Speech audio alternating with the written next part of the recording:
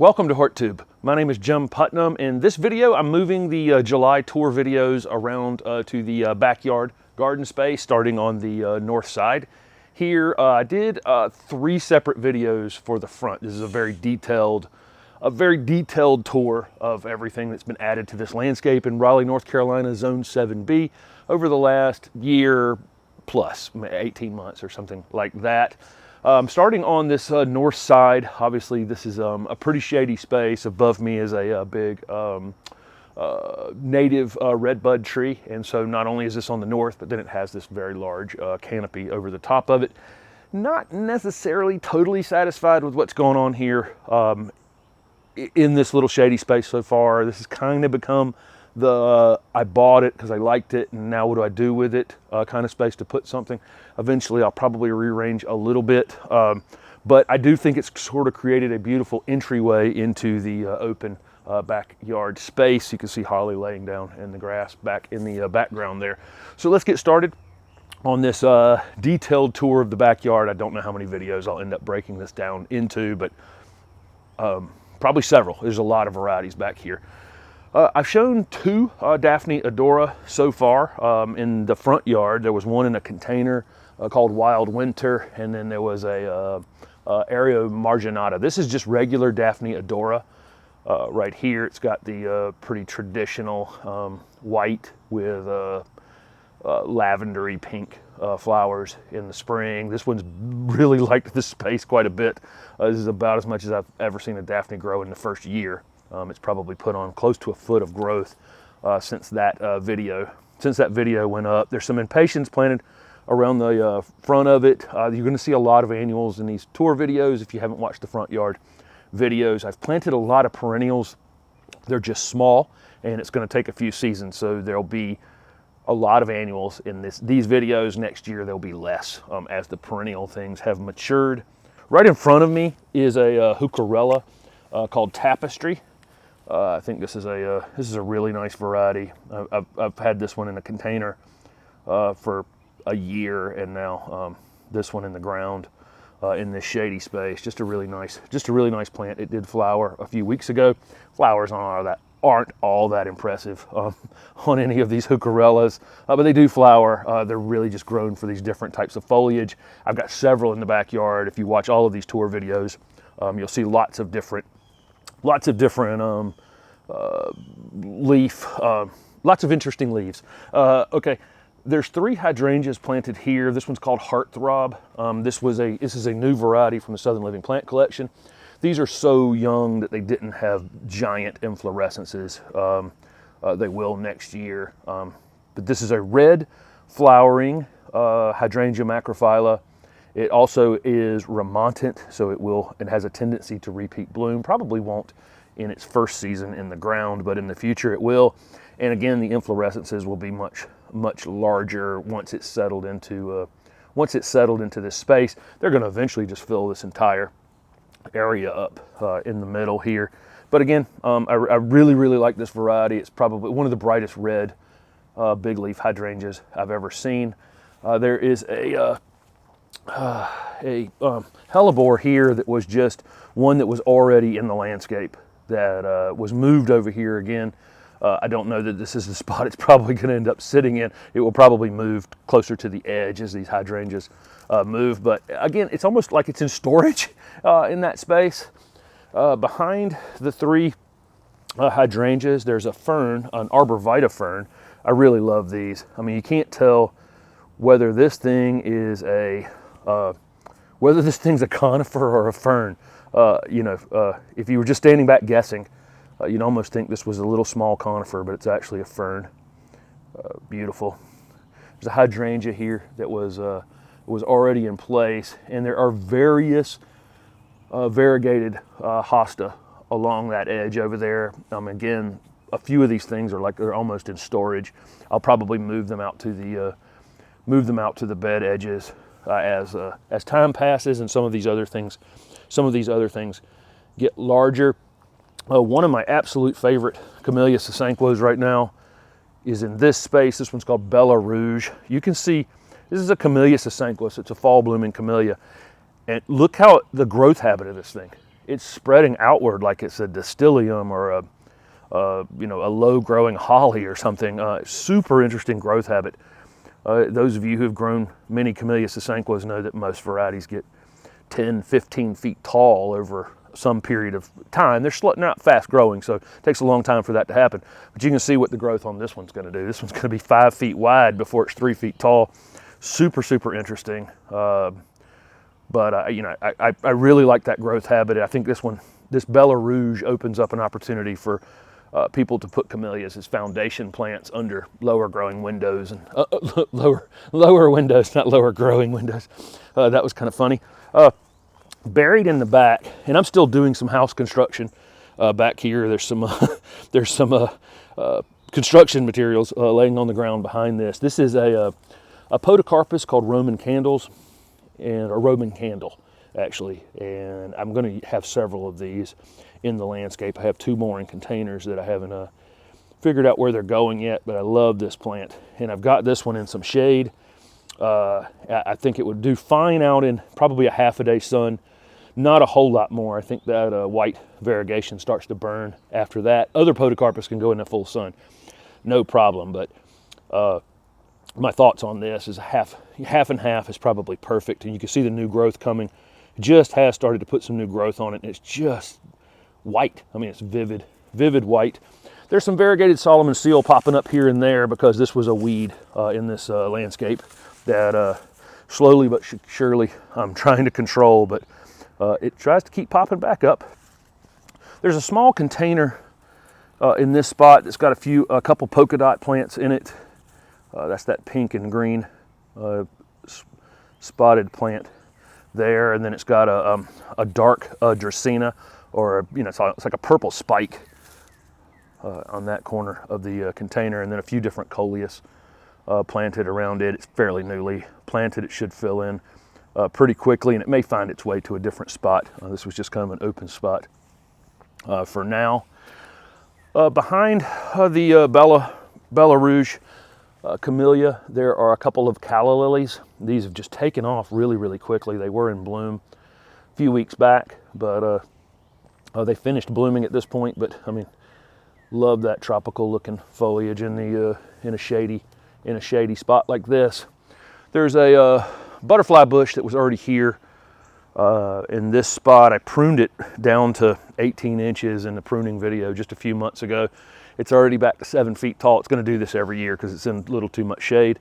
Blooms fine. Butterflies and mainly a hummingbird just come right up to this screen porch, and you can watch them on this. But it's kind of interesting that, other than the fact that it's stretching, it's actually doing quite well, and only, it probably isn't getting direct sun for more than a couple hours a day. One thing I forgot to point out in the front yard while I was doing the tour out there, I showed the fence and some and a sidewalk and a few other things, but I didn't show the rocks that I've kind of strategically placed here and there to help me out with water hose. So if I'm pulling a water hose around, I've got them on some edges that you'll see as this tour unfolds. If I don't mention it again, the boulders that you see, most of them are placed so that the water hose can just slide right along the path and not decapitate some of the flowering things. A few more Impatiens planted throughout this very shady garden space. They're always going to perform well in a moist, shady spot like this. Caladiums, I got caladiums in a few different spots. I did a dahlia jumpstart video that I included the caladiums in, and so all the caladiums that came up from that video are planted throughout the shady spaces. I've got a gardenia planted into this spot called ScentAmazing. It'll eventually be in the 3 to 4 foot range. It flowered once already. This one has a tendency to repeat flower. Probably been in the ground long enough to do so, and it has. Here it comes right here. You can actually see right there. That is there are flower buds right now forming on this. So it's bloomed once, about to bloom again. I highly recommend this variety. This variety has been, gardenias can be really weirdly sensitive to my clay soil in my area, and this one just hit the ground running, hasn't had any kind of issues. But that one's ScentAmazing. This is Victoria Blue Salvia, and you're going to see several plantings of these in the backyard garden space. I do these from seed. This is a perennial salvia that is marginal here, so it doesn't always come back. This is one that did come back. I've got others planted that are new for this year. Just a great performing plant, whether it comes back or not. It can be done from seed, and this has a very strong salvia odor to it. Bee just landed on this one. They're kind of wet this morning. It rained all day yesterday, and it's kind of flopped open a little bit, but the bees are starting to get active again. Bees really love this. This one, there's a white one that we'll see pretty soon as well. But just a great performer in the garden, and one of the many, many salvias that I grow. Behind those things is a Weigela called Shining Sensation. This one's in a little bit of shade. Weigela need mostly sun conditions, but I find that these darker foliage ones here in the south just get toasty if we leave them out in 15 hours of sun. And so I would recommend, if you're buying one of these darker foliage Weigela, that you put them in a spot where it gets some direct sun. By the time we get out to this spot, I'm getting 4 or 5 hours of direct sun, and right in the middle of the day, but it's not 15 hours of direct sun. This one's a Southern Living Plant Collection one. You can see how great this plant is. I'm telling you, I haven't grown a dark foliage Weigela that has looked anything like this in the 15 years or so, or maybe a little more even, that they've been available. So really super impressed with that plant. There's a Penstemon. This is kind of funny. There's a Penstemon underplanted with it, and they're virtually the same color. They were really the same color at one point. The color of the Weigela is now changed a bit, but at one point they were the same color, and it was kind of weird to have them together. Both of these are actually good plants for hummingbirds, but not really in my area, because they bloom so early here in Raleigh. They almost beat the hummingbirds out of the gate. But those of you who live a little further north, this Penstemon Weigela are good choices for hummingbirds. I'm going to flip over to the other side of the pathway, having gotten to the past the corner of the screen porch on that side. Again, there's some Impatiens used in lots of these shady spaces in the backyard. They're going to bloom until, in my area, we don't get a frost until typically the 3rd or 4th week of October at the earliest, and sometimes well into November. So they'll be a big performer in this area the whole time. Again, there's lots and lots of variegated hosta varieties throughout this landscape. I don't know how many I'm up to now, but every time I see one, for somehow I can't not grab them. Caladium, again, used on this corner. One interesting weed that's just so obnoxious. This is a sweet autumn clematis, and this is a flowering vine that a lot of people buy and use as a flowering vine that is a complete noxious weed, and it's just unleashed in my area and comes up through the middle of things. And so a lot of times it will mask itself a little bit as the foliage of the other thing that's next to, and so it gets to be pretty good size before it gets pulled. But this is a fall blooming white clematis that's super fragrant. It would be a great plant if it wasn't the most annoying thing ever. Above it is a orange flowering osmanthus fragrans. This one's called Apricot Echo. There are actually a few other varieties of orange flowering osmanthus fragrans. This one's marginally hardy here. It's got beautiful new burgundy growth on it. And then, of course, it has orange flowers in the wintertime. If I'm going to get any flowers on it, I think I'll be seeing those by October. Osmanthus fragrans tend to bloom in the months with ours. It's just like oyster season. Most of the, from September on until April, I have a chance of having some flowers on Osmanthus fragrans here. Normally it's October, November, and then again February, March, something like that. But again, that's an orange flowering Osmanthus fragrans. There's an anemone down here that's quite happy. This is a fall blooming anemone. I've shown this throughout that front garden space, and you'll see in the back garden space as well. I have a lot of things that are just sitting here and idle, and as the summer flowering things are going to finish up, these things will flower in the fall months. There's some Ageratum planted behind it. I did the same variety last year. It's called Blue Horizon. Got these seeds from Johnny Seed. Hummingbirds love these, bees love these, everything loves these. This is a super vigorous growing variety, and I'm blown away by this variety. I'm doing these from seed, and you can see this was like 8 to 10 plants that were just teeny tiny little plants, and you can see how quickly it's even climbing on the fence back here. They're just amazing, and the pollinators absolutely go crazy for them. I'm definitely going to be doing these year over year. Again, the rain knocked some things down. This is a Valkyrie aster. I did these last year as well. Look at the detail, how super, super interesting this aster is. This is another thing I'm doing from seed. Lots of, I try to do a lot of my flowering things from seed. It's less expensive, and it's just, honestly, at the end of the day, it's more fun. It's more rewarding. This Ageratum seed is like the tiniest seed you'll ever see. It comes in a little jar. It's so teeny tiny, and you turn that little teeny tiny thing into this, and then watch the hummingbirds on it during the summer. Again, to me, that's just super, super rewarding.